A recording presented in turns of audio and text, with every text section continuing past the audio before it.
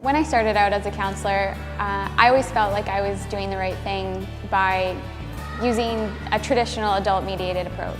So by that I mean I would go over to the individual who was kind of sitting by themselves, maybe had a disability or a social challenge, and I always felt so great about myself that I was including them. But after learning Piance on Tracks, I really learned that I'm not helping them at all. I'm actually doing them a disservice.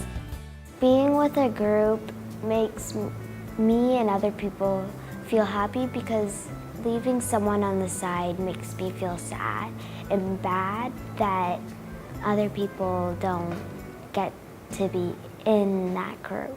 They really want to work with the families and they listen, and that beginning and end of the day communication at the table when we sign Ben in, I find that handoff is really important. It's not like he's just walking in with a group of kids. We always have that adult contact first where we can exchange important information, and then he's launched into the big world and he's okay.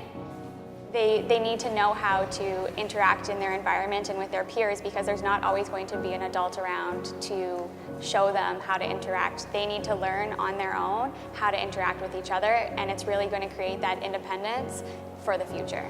Having that adult-mediated approach is also tricky because it puts a lot of pressure on the individual with the disability or the social challenge, because it's all on them to interact with their peers, and that's a really scary thing.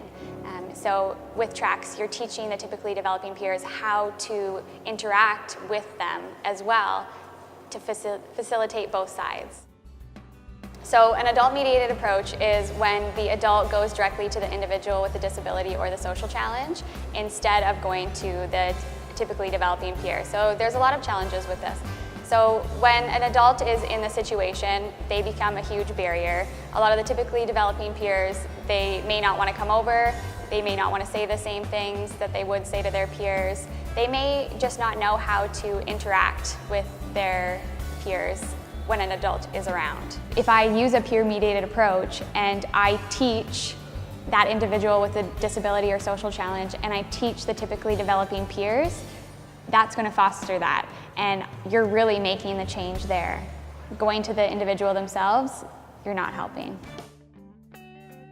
A couple weeks ago, we had one camper who didn't speak a lot of English, but he loves superheroes, so we started playing some superhero games. Then he connected well with just another camper who was really into the Avengers as well, and they sort of hit it off, and he had a good week. Because the previous week before he just had some problems listening because he didn't really understand. He was frustrated, so yeah, this camper just helped him out, and they had a good second week together.